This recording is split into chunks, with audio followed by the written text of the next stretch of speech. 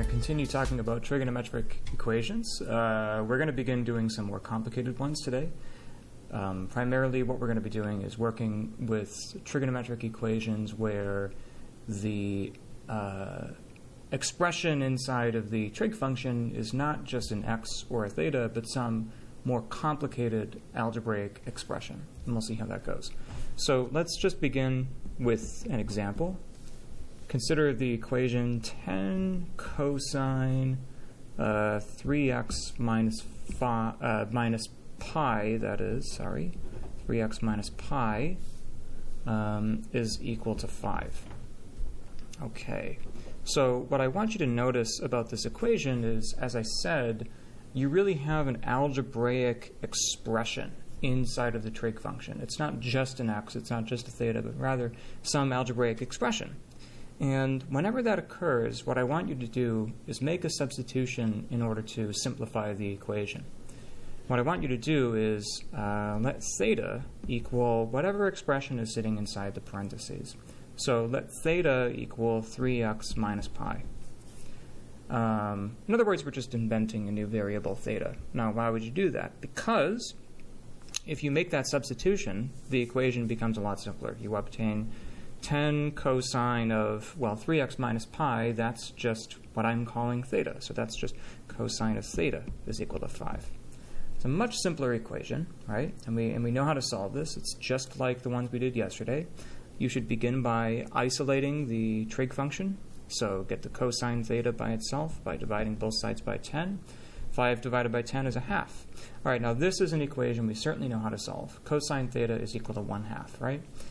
Theta is any angle whose cosine is 1/2. So the solutions are given by the following. Well, we have two base solutions, right? What are the angles on the unit circle whose cosine is 1/2? Let's say in radians. One of them is pi over 3. That's an angle whose cosine is 1/2. And the other one is going to be the pi over 3 angle in the fourth quadrant. That would be 5 pi over 3. So those are my two base solutions. But then, of course, I remember from yesterday that any angle coterminal with either of these angles will also be a solution to the equation. So to account for all of those coterminal angles, I slap on a plus 2 pi n to each of my base solutions. Okay? However, this is not the end of the problem, because if you remember, theta was just a temporary placeholder, right? Theta is not the variable that I'm actually trying to solve for. It's x that I'm trying to find. So what I have to do now is switch back to x, right? I have to replace the theta with the 3x minus pi, right? That's what theta was originally defined to be. So replace this theta back with 3x minus pi. And now I have this. Okay. Well, now this equation has to be solved for x, which is not hard to do. It's a linear equation. Add pi to both sides, so I have 3x is equal to, well, I suppose you could start by writing 5 pi over 3 plus pi plus 2 pi n. The reason I put the pi here as opposed to at the end of this expression is that it's possible to sort of combine this pi with this term here. They're going to combine into a single term, right? Because I can make this pi, I can give this thing a common denominator with this term. This is like 3 pi over 3, right? So what do I have? Well, 3x is equal to 5 pi over 3 plus 3 pi over 3 would be 8 pi over 3, and then the plus 2 pi n. So when you add the pi to the right-hand side, you should really sort of dump it into this term. Okay, and then obviously I just have to divide everything by 3. So both sides divide by 3. I get x is equal to this thing divided by 3. When you divide a fraction by 3, you're just going to multiply the denominator by 3, so that becomes 9. It is important, in fact, it is crucial that you don't forget to divide this term by 3 as well.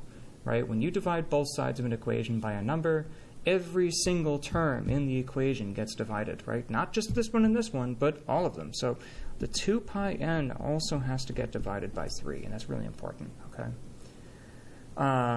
Okay, so that, that's just one. Sorry, I only worked with this equation here, right? That was one formula, right? But I have to do the same thing for the other one, right? theta is equal to 5 pi over 3 plus 2 pi n. I worked with this one and I substituted, theta for 3x minus pi, and I solve for x and so on. I have to do the same thing for the other equation, right? I almost forgot. So let's do exactly the same thing, but for this guy here, right? It's going to look identical. So all I'm going to do is take this equation and switch theta back to 3x minus pi. So 3x minus pi is equal to pi over 3 plus 2 pi n. Okay? And now it's the same thing, right? Add pi to both sides. I'll do this one on my head. When you add this pi, it's going to go into that term there. That's going to be like 3 pi over 3, so that gives you 4 pi over 3 plus 2 pi n, and then divide everything by 3. So I get x is equal to 4 pi over 9 plus 2 pi n over 3. So these two equations, that is this one here and this one here, are the equations that generate or represent all the solutions to the original equation. Okay, so so if you have an expression inside the parentheses like this, make a substitution theta, right? Solve the equation just like you normally would, except when you get to this stage, you have to then switch back. In other words, you have to switch back to x, right, and replace theta with, in this case, 3x minus pi, and solve for x. Okay, that's not so bad. But what I want to do now is I want to introduce a new sort of twist to these trig equations. Here's what I'm going to do. Here's my second example. Solve the equation sine of 3x is equal to negative root 3 over 2. Negative root 3 over 2 for 0 less than or equal to x less than 2 pi.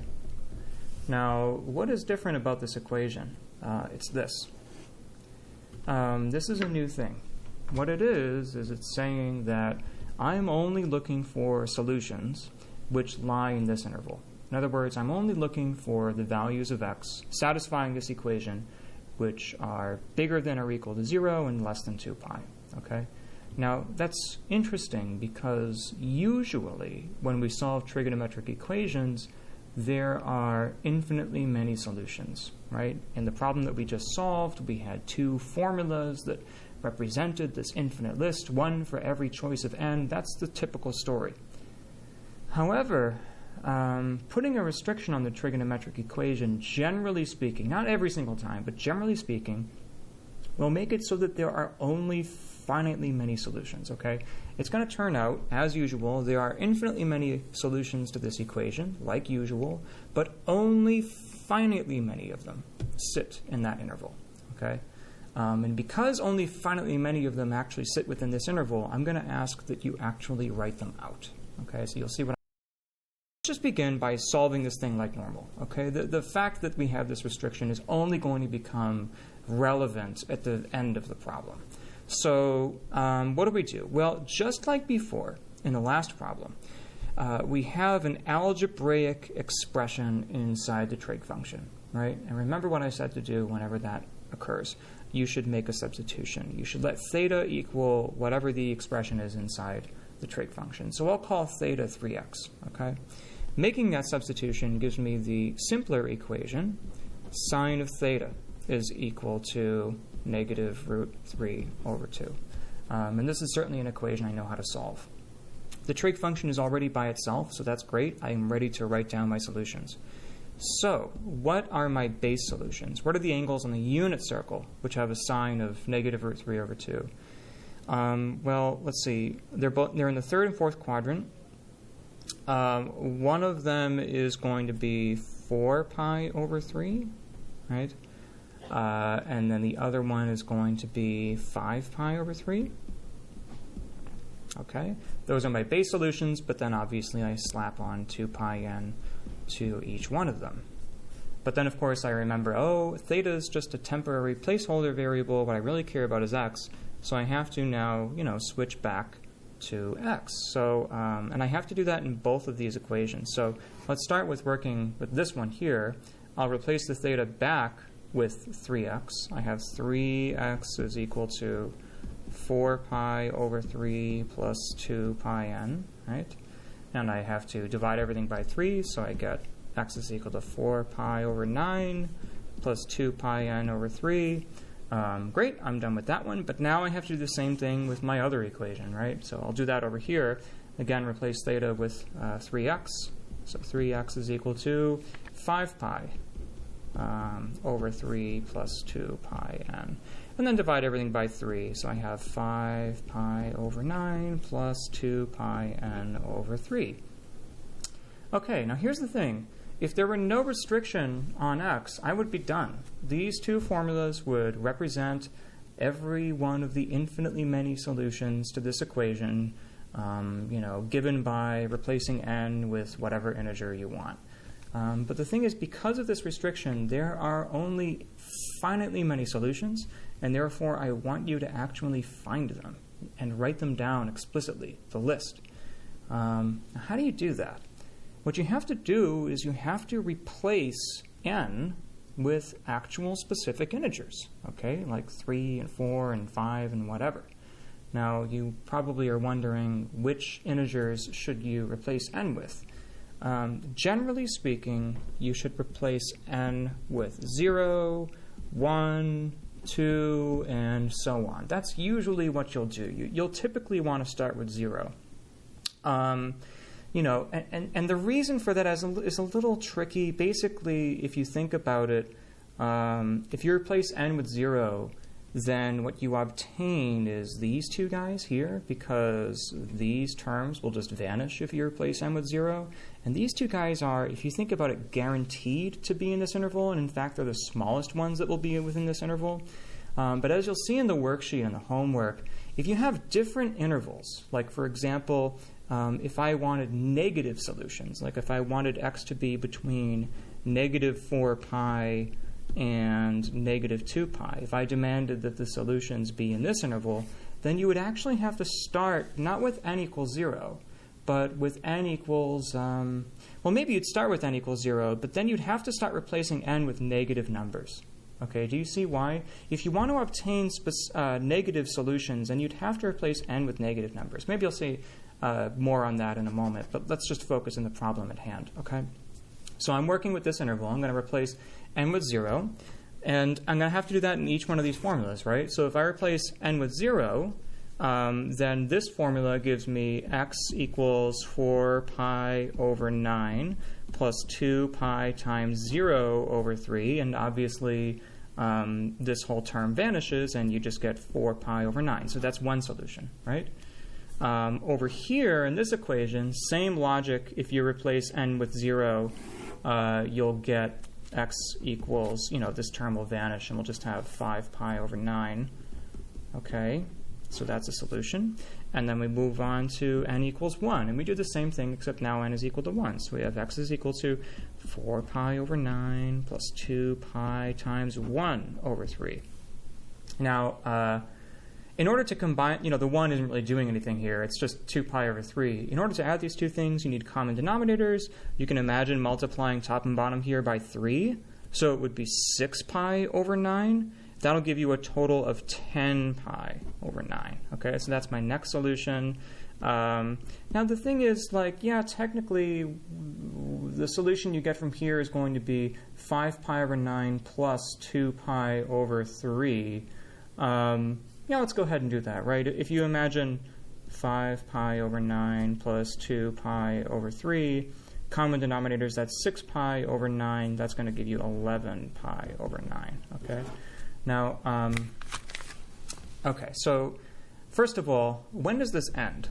Obviously, we can go to n equals 2 now and do the same thing. When is this going to end? The answer is it's going to end when your solutions go out of bounds. In other words, when your solutions become bigger than 2 pi. I'm not there yet. These values are not larger than 2 pi. If you look at this as a fraction, this is like 10/9 pi. That's not bigger than 2. 11 over 9, that's not bigger than 2.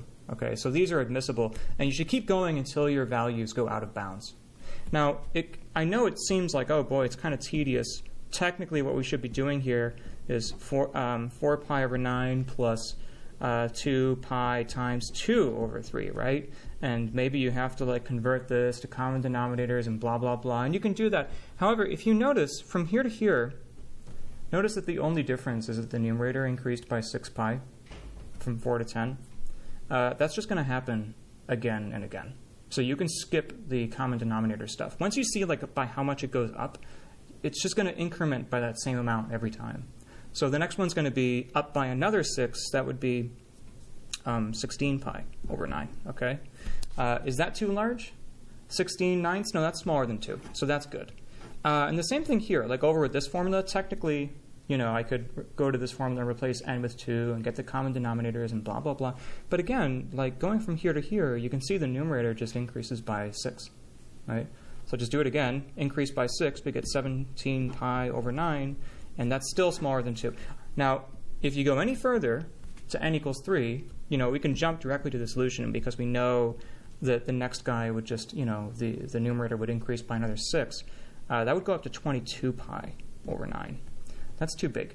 That's bigger than 2, right? Because 2 is like 18 over 9, right? So that's too big. And same thing over here, right? If you go up by another 6, you get 23 pi over 9.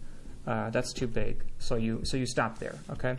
So we have 6 solutions to this equation, okay? And you know, it's sort of interesting because you know, there are 2 solutions, and if you remember back to graphs of trig functions, this 3 here is kind of like the frequency, and it's changing how quickly the function oscillates. Basically, with the 3 here, generally speaking, you'll get 3 times as many solutions as usual. So there are, you know, yeah, okay. So so that's that. And as I said, you know, if you have a different interval like -4 pi less than or equal to x less than -2 pi, if you have some weird interval like this, you're going to have to choose different values for n. Like you may have to just kind of play around to see what you have to do. Obviously, to get negative x values, you would have to replace n with negative integers, right? You're never going to get a negative number otherwise. So, but I'll tell you that 95% of the time, this is the interval that we ask you to work in. And for that interval, starting at 0 and then counting up 1, 2 will give you the right thing. Just be aware that theoretically I could ask you for something like that. Okay, all right.